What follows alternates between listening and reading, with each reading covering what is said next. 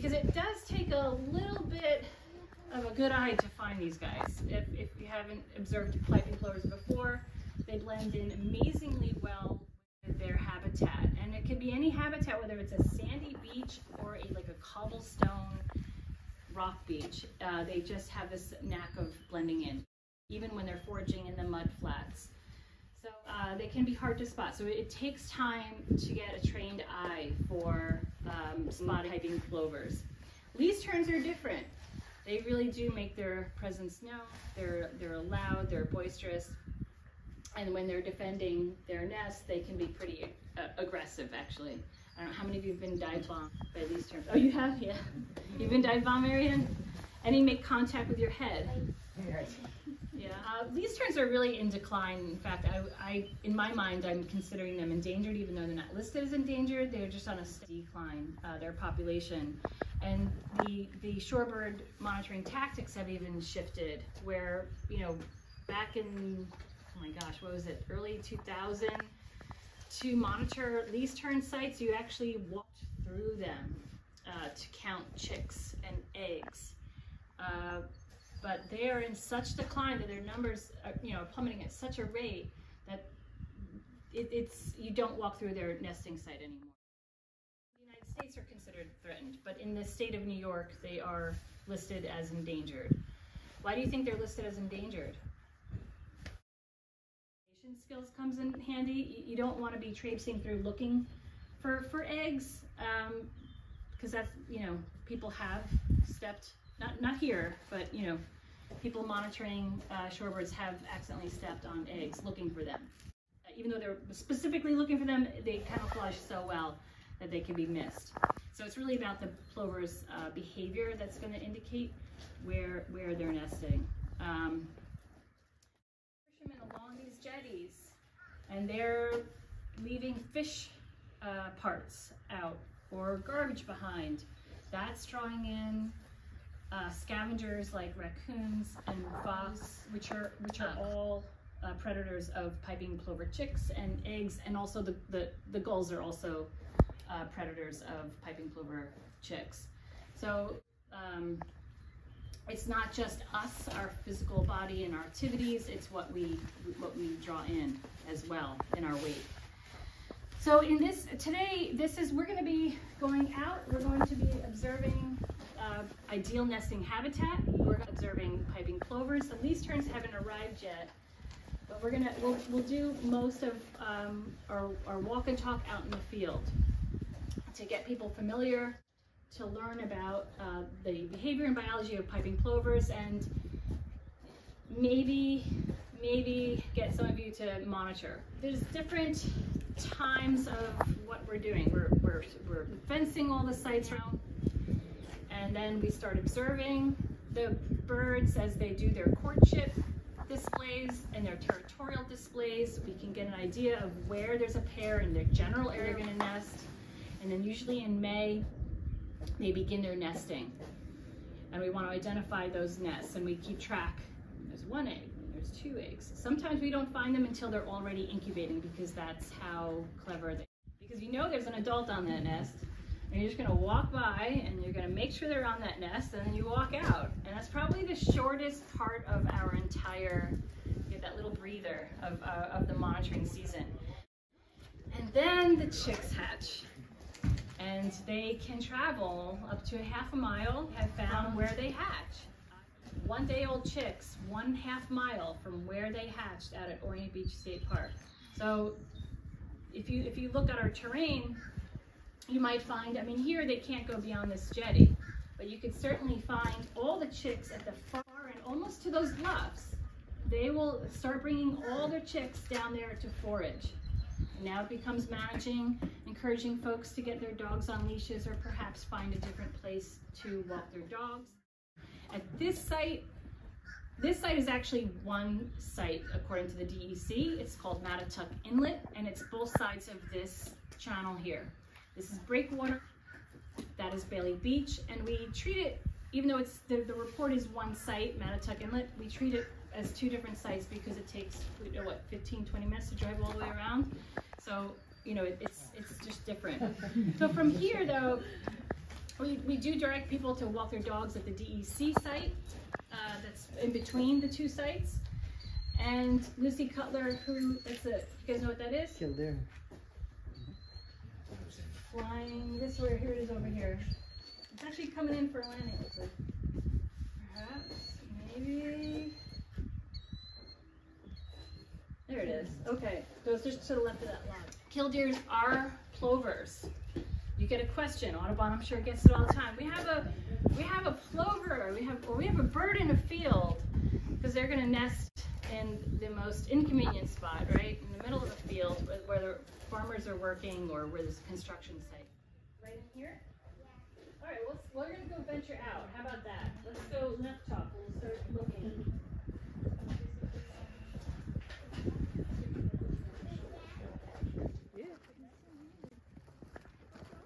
Had that in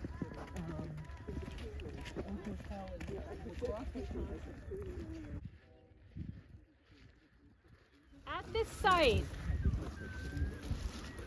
there are 6 pairs, 6 piping plovers. We had 2 behind you, 2 in 2 on private property beyond that split rail fence. So what you're looking at right now, where there's 4 plovers, there's 2 pairs coming together. That lets you know that that's their like territorial. That's their boundary line. And you can actually watch not courtship, but territorial behavior, where they actually meet and walk together, and that's like, it's like drawing a line in the sand. That's your space. This is my space. So right there, we're looking at 2 pairs of territory. Their boundary line. Because they have territories, they have very specific territories, and they will nest in the same spot. If this land has not been altered, completely washed away from a storm, they will nest in a very small area, the same area, like pretty much. So say there's a plover nesting where Jacob is standing. Last year, they could plump a nest the following year. It's pretty far away. I mean, it's called site fidelity, and they're very dedicated to their nesting site, especially if they successfully reared young. They start marching, but that's also can be a courtship display as well. But they'll usually fight with each other, a little squabble.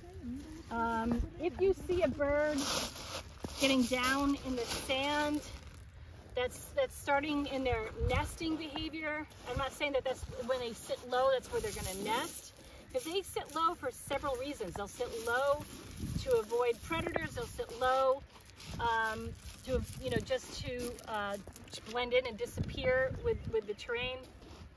But they'll also, it might be a nest. The nests are going to be usually above the storm rack and almost into the dune. You know, they could be maybe the first few feet into the dune. So that's the band that they're going to be nesting in. That's where you'd be looking for scrapes, which is what a piping plover nest is called. So really what they do is they just start digging out. They have several of them. They test out a few. It could be up to a dozen that they test out, but they'll just push the sand out with their feet. And then oftentimes, also in courtship, the male will take fragments of shells. It's called a shell toss. You kind of toss them over his shoulder. But you can find nests that are lined with broken shell fragments. Completely lined, like all white. But it really varies on the pairs. There's some that just put a scant amount in, and I've found nests that you could scoop up and hold a handful of broken shells, and there's still more in the pocket of it. As far away from the nesting area as possible, you actually have a better perspective of finding them.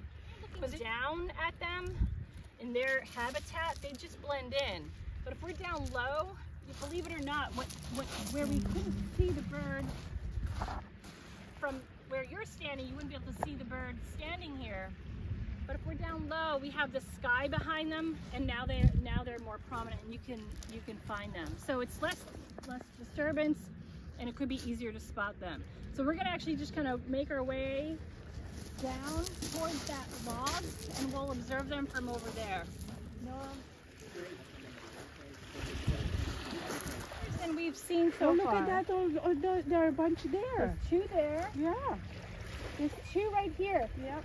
Okay, so this time of year, we're now transitioning to fine plover go at a high tide because they're not foraging in the low tide in the mud flats. They're more on their nesting grounds. But as you can see, we're finding them in their aqarea. We have one piping right here. One just flew over his head. There's more plovers than we've spotted. If you look towards the osprey nest, there's actually a plover right now sitting in a depression. Sitting in a depression, and so they're starting to make scrapes. They're starting their nesting process here.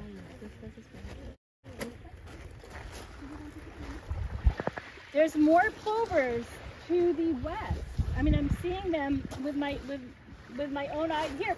Okay, so do you see this stairway that look, can you focus towards that stairway and look left? There are two there. That is courtship behavior. The male is marching behind the female. It's called like the butt kicking. I know it's not a great term, but it's pretty much what he's doing. Go over there. Displays. There's the tail fanning. There's the marching. We'll see what else we can find today. There's definitely scraping going on. I mean, we have probably more plovers than we can even see right now. Each pair would have to fledge like 2 chicks per season. Actually, what is it? 1.5, right? So it kind of averages out as an entire population to be sustainable. If you want to see more plovers, the best case scenario is 2 chicks per pair. Because you got to understand, maybe one chick won't survive its first winter. 75% of the time, I find that the females have just a slightly lighter, not as bold markings as the male. But it's not a sure thing. Because you can have a pair, a male and a female, that look almost identical with strong, bold patterns. But I'd say more often than not, the females have a duller stripe. Here's another reason why driftwood is so important for our beaches. Besides building the dunes up, the piping plovers do use driftwood logs. They use them for cover. They use them to forage from. You see how it's getting a little higher vantage point. There's actually marine invertebrates that are attracted to the shade of that log. That's actually a gorgeous picture right there if anyone has a camera. Leaving litter behind, to overnight camping, to overnight parties, to bonfires, people walking through the fencing, people dragging coolers through least tern nesting sites. People who want to have their dogs off leash even though there's no dogs allowed here. Now fat tire bicycles have become an issue. There's an increase in people using fat tire bicycles, and they can easily run over the piping plover chicks. And now in state parklands and national parklands, they're now banning them, and maybe even county parklands where there are piping plovers. It's now considered like a vehicle, and they're not allowed. So we're kind of working on that in the town of Southold. Too much time off their nest could cause the eggs to become infertile. So the less disturbance during nesting, the better. And then you have the chicks hatching, which is a whole set of issues. I mean, so there's another misconception that people think that plovers always stay behind those fences for foraging, for nesting. So that's the biggest misconception. This is so that the eggs don't get stepped on. But as soon as those chicks hatch, they are out of there. I mean, they're anywhere from the shoreline and into the dune, half a mile in either direction, anywhere. They forage in the rack. There's a lot of marine invertebrates right underneath that rack. You guys know what sand fleas look like? Little beach fleas. The plover look like the hugest sandworm right out from the shoreline. You'll see different foraging techniques. gosh, I did this for so many years, and it wasn't until last year that I actually watched a piping plover shuffle its feet in the sand to flush out invertebrates in the water. So you guys want to walk down a little bit more, because I know there's more pairs down there. The parents will perform a wing display. They'll do this at their nest to keep you from stepping on their nest or finding their nest, and they'll pull you away from their chicks. They do that by they'll pull you away by doing a broken wing display. So if Carmen is walking on the beach by herself and my chick is over there, I might start doing a broken wing and pulling her this way away from my chicks. And when I feel like the coast is clear, I go back to my chicks. Can you imagine an unruly toddler? How many of you have had an I've had an unruly toddler. Who will just go towards danger? They just are attracted to danger. Can you imagine having 4 of them? Yeah. Going in all different directions, and you're trying to guide them. So these plover parents work really, really hard at keeping those babies alive. And they have natural predators. They have gulls, fox, raccoons, birds of prey like merlins, and then you have human activity on top of that. So what are we? That's actually the one that's sitting is actually a peace sign made with rocks. We left it there. I have to say though, you can see aggressive behavior between mates. You might have one yelling at the other, "Get back in the nest, I got this. Go sit on the eggs." You might have one wanting the other to protect chicks that are going the other way instead of being territorial. Like you got chicks going that way and one's hung up on being territorial in the opposite direction. So be careful. You actually might be seeing pairs fighting. So actual mates fighting. So it's interesting to see their behavior and learning it. It takes a while. So we have 1, 2, maybe even a 3rd pair this year, right in this section here. We'll take a look. I'd say the plovers prefer even sparser vegetation than a least tern. But in our North Fork beaches, this is pretty much what they look like. Even on the bay side, any rise, the least terns have a preference for like a dredge spoil. When they push the dredge onto the beach, they're going to have a preference for those dredge sites because it's elevated. Piping plovers do nest with least terns. Can get, especially if a piping plover is overly territorial, it can be a problem for them when the least terns decide to be like, I want to nest here, and the piping plovers may not like it. It is beneficial to them though, because least terns are very aggressive, as some of you know, with their nesting sites. Monitoring techniques. You're going to want to do it on an angle and looking down the shoreline. People do get uncomfortable. I mean, can you blame them? No. So, what is that person doing out there staring, with binoculars at my house? But not only are you mindful of everybody around you and the bird's safety, you should be checking fences. Like for example, the fencing here it actually looks a little loose. You have to look for if there's a broken line. Yeah, you might need to repair that. You might need to tighten it up. You might find something that could harm the birds, like a blowing beach ball. You might want to catch that before it goes into the nesting area. Least terns are pretty sensitive to disturbance. We've had too many occurrences now where least terns are abandoning their nesting sites. Piping plovers have strong site fidelity and strong fidelity towards their chicks. I mean, they're not going to abandon their chicks. They're going to stick with them until they're fledged out, and even beyond that. Least terns, however, if they feel that they are being harassed, harmed, too many predators, too many humans, too many intrusions, they will actually abandon the site completely, leaving chicks and eggs behind. It seems brutal, but that's how that particular species seems to continue on, and they'll move over to a new site. Sometimes they all, like a few get together, and you have now a bigger colony at a new site, so they could just drop down anywhere. So if you see least terns nesting, just let us know So we can make sure that we can put fencing material, symbolic fencing. It's called symbolic fencing because it's not really going to stop people, but it's there to show people this is the nesting site, to not go in it. No, yes. There's a stretch of beach that's not developed. It belongs to the people up on the bluff.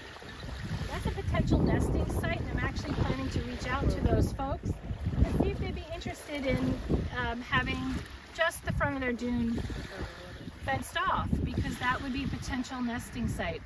If you do see plovers nesting, according to the DEC, you do have to notify the landowners that they have an endangered species nesting on their property, put fencing up right away, and just make sure you're communicating with the wildlife authorities and the property owners. This section here, you cannot step on people's property above, on their, it is their property unless you have their permission to do so. Okay, so this gentleman behind us, he has been fencing his property for I don't know how many years now, and of course you do also have permission to go step on his property and monitor it as well. Disturbance. Able to forage anytime they want, adequate forage. It's like healthy forage. Those chicks are going to fledge sooner.